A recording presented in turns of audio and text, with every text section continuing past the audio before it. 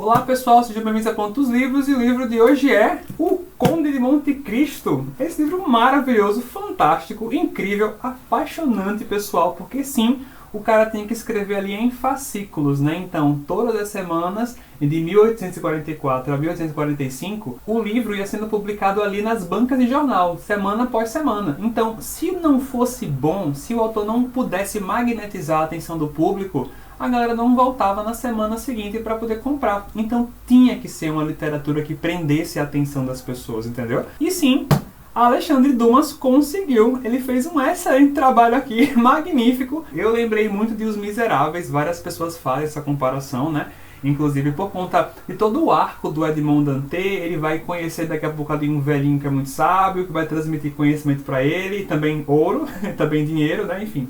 Mas vamos aos pouquinhos, pessoal, para a gente conseguir aqui entender sobre o que é a história, tá certo? Primeiro, o Alexandre Dumas, ele foi um escritor francês do século XIX, que ele também era dramaturgo, então ele também escrevia peças de teatro. Ele era, assim, amigo ali do Victor Hugo também, tá certo? Eles eram brothers. Ele também conheceu outras personalidades como Charles Dickens. E ele escreveu esse livro aqui, pessoal, olha só, em colaboração com uma pessoa chamada Maquet. Porque naquela época o Alexandre Dumas, e isso também aconteceu com Os Três Mosqueteiros, e lá eu explico também que o Alexandre Dumas escrevia em colaboração, ou seja, tinham pessoas ali que ajudavam ele arregimentando material histórico e ele pegava aquele material e romanceava, criava as histórias dele em cima daquele material. E em colaboração com o Maquet, que fez essa colaboração com ele, arregimentando aquelas informações históricas, ele escreve também o Conde de Monte Cristo. Mas vamos lá, pessoal, para a história mesmo do Conde de Monte Cristo, tá certo? O Edmond Dantès é um jovem que ele é um marinheiro no navio que é mercante. O Edmond Dantès, na volta de uma das suas viagens, quem está como capitão daquele navio é o Leclerc, e o Leclerc ele adoece e pede para que o Edmond Dantès fique responsável ali, ele pede no leito de morte dele, né, por levar uma carta ali para uma ilha que está perto ali da costa. Só que quando ele chega lá, o Edmond Dantès, ele vai encontrar com ninguém mais, ninguém menos do que o próprio Napoleão Bonaparte. E uma coisa que eu tenho que contar para vocês, pessoal, é que nessa época o Napoleão já tinha caído. Era crime ser bonapartista na França. Mas o Edmond Dantès não era bonapartista. Ele nunca tinha nem esse interesse político de lado absolutamente nenhum. Ele vivia só a vida dele. Estava ali no simples cumprimento de um dever, porque o capitão dele tinha pedido. E ele vai ali não apenas entregar uma carta, mas também ele vai receber uma outra carta do Napoleão Bonaparte, que está ali endereçada para um endereço e o nome de alguém ali na França quando ele voltasse. O Edmond mora em Marsella, tá certo, pessoal? O que é que vai acontecer? Quando ele chega na cidade, quem vai ficar sabendo daquela carta é uma pessoa chamada Danglars. Só que o Danglars é um dos marinheiros ali que não gosta do Dantès, porque ele tem inveja do Dantès. E almeja já pegar aquele cargo que o Edmond Dantès está aspirando ali, aquele capitão do navio. Mas o Edmond Dantès é um excelente marinheiro, está coordenando tudo ali, mesmo sem um capitão.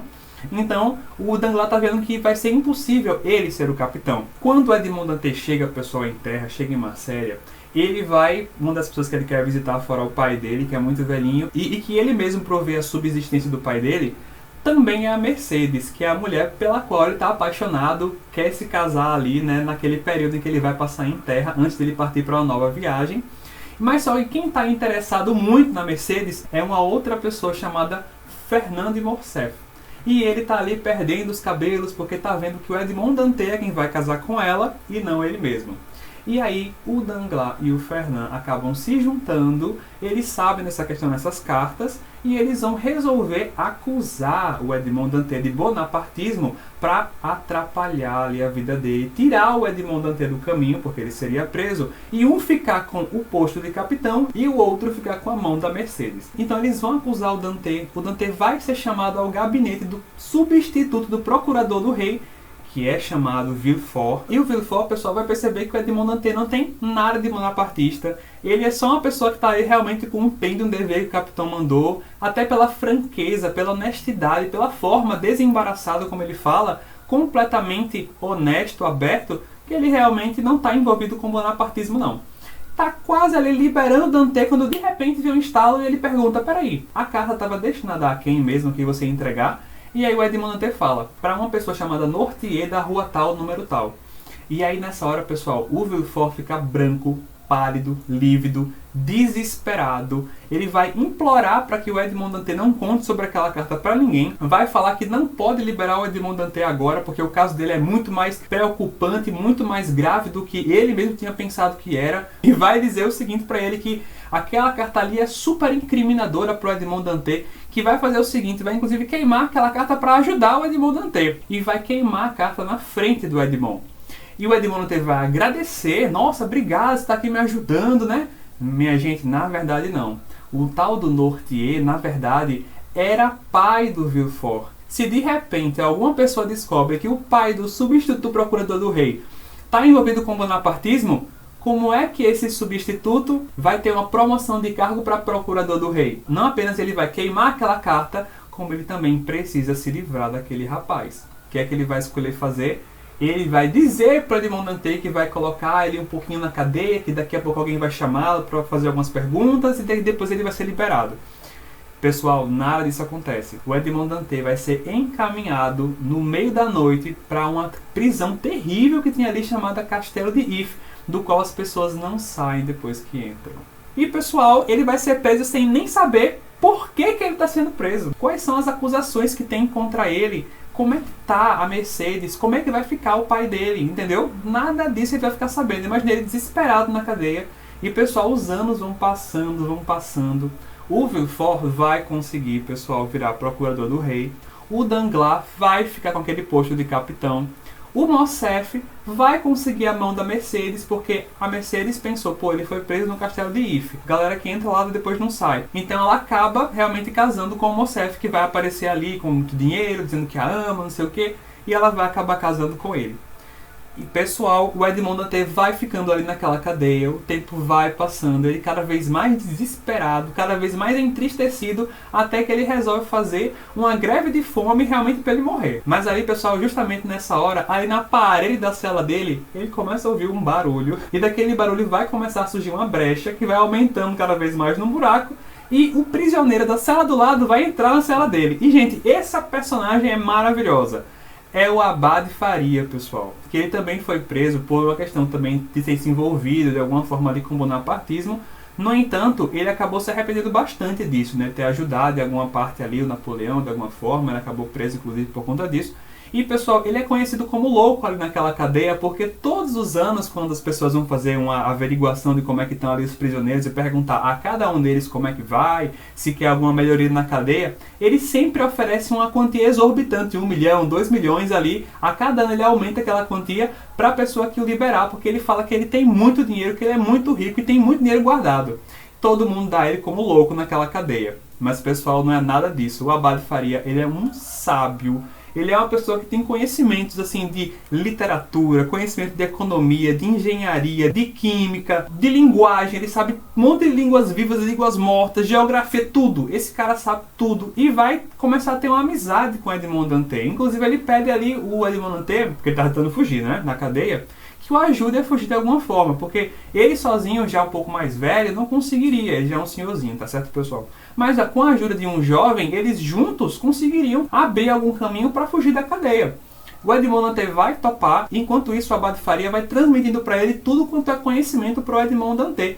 E ele vai ficando cada vez mais conhecedor, vai se aprimorando, ficando mais culto, mais erudito com as histórias, com o conhecimento que vai sendo passado, até que chega um instante onde o Abade Faria vai começar a investigar o porquê que o Edmond Dantès está ali naquela cadeia.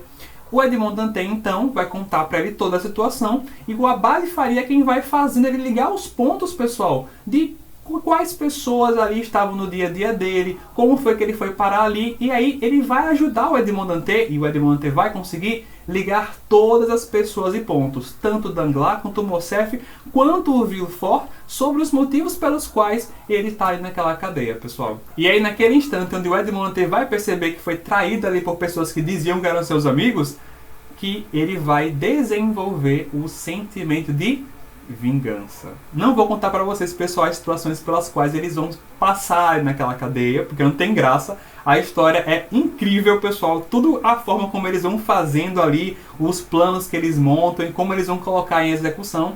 Saibam muito simplesmente que o Abade Faria realmente tem aquela grana, pessoal. Ele conseguiu uma grana absurdamente exorbitante e ele vai transmitir essa fortuna toda para o Edmond Dantès. E quando Edmond Dantès finalmente sai da cadeia, e gente, essa fuga da cadeia é incrível, assim, acho que é uma das partes mais icônicas dessa história. Depois que ele sai ali, ele tem um mapa, e aí o mapa vai levar o Edmond Dantès à ilha de Monte Cristo. E aí quando ele chega nessa ilha, tem aquele tesouro todo ali guardado, pedras preciosas, dinheiro pra cima e pra baixo. E aí, pessoal, é que ele vai ter a ideia de pegar toda aquela grana para colocar em prática ali a sua vingança. Não vou contar mais muito para vocês, pessoal. O que é que ele vai começar a executar ali, não vou contar nada para vocês. Pessoal, saibam simplesmente que é muito interessante, né? Infelizmente, o Edmond Dantès vai virar um cara... Assim, olha o tempo que ele passou na cadeia. Ele passou 14 anos na cadeia. Ele entra com 19 e vai sair com 33, que é inclusive a idade de Cristo, quando morreu e daqui a pouco ele ressuscitou, não é mesmo? Então, tem essa referência bíblica aqui na história. E ele vai virar uma pessoa, pessoal, por conta do tempo que ele passou na cadeia, amargurado, ressentido, frio, calculista e cruel. E ele vai, pessoal, começar a lhe mover, porque agora ele tem muita grana, alguns pauzinhos aqui, alguns pauzinhos ali. Ele vai buscar ter uma eminência social, assim, uma posição social boa, porque agora ele tem uma grana. E ele vai começar, pessoal, a pôr em prática ali os seus intentos. Ele vai, inclusive, pessoal, se chamar de a Providência. Fazendo bem a uns, fazendo mal a outros, enfim. Essa história aqui, ela tem uma estrutura narrativa que ela é inspirada nas Mil e Uma Noites. E quem já leu as Mil e Uma Noites sabe que ela é uma história que vai gerar outra história, que gera outra, que cai em outra, que deságua na outra. E assim tem várias histórias que são contadas assim. E aqui, pessoal, acontece algo muito parecido. Tem uma linha narrativa principal e ao redor dela tem outras histórias que estão todas ali acontecendo e vão acontecendo, mas todas elas têm um único fio condutor, que é o próprio Conde de Monte Cristo. Ele sempre está ali, cirurgicamente atuando dentro de uma história, gerando alguma coisa, trazendo outra, sempre movimentando ali em torno dos seus próprios propósitos. Não se engane. Ah, essa história aqui não está falando sobre nada da história principal. Espera mais um pouquinho, já já vai aparecer o Conde de Monte Cristo de uma forma ou de outra e ele vai movimentar aquela história ali, tá certo? Alexandre Dumas não dá ponto sem nó. Pessoal, e o Conde de Monte Cristo aqui, ele vai ser muito ardiloso também, tá certo? É bem interessante, prestem bastante atenção aqui na história,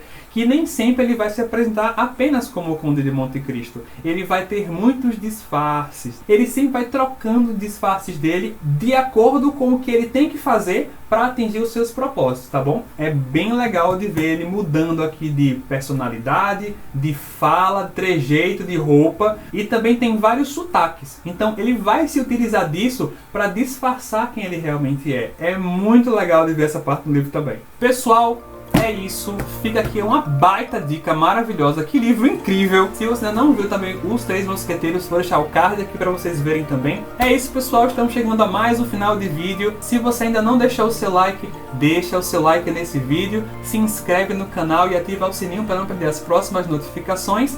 Nossas redes sociais estão aqui debaixo. E, pessoal, compartilhe esse vídeo com as pessoas que você conhece, com seus amigos, com a sua família. É isso, pessoal. Mais uma vez, obrigado pela sua atenção. Muito obrigado pela nossa travessia. E até a próxima.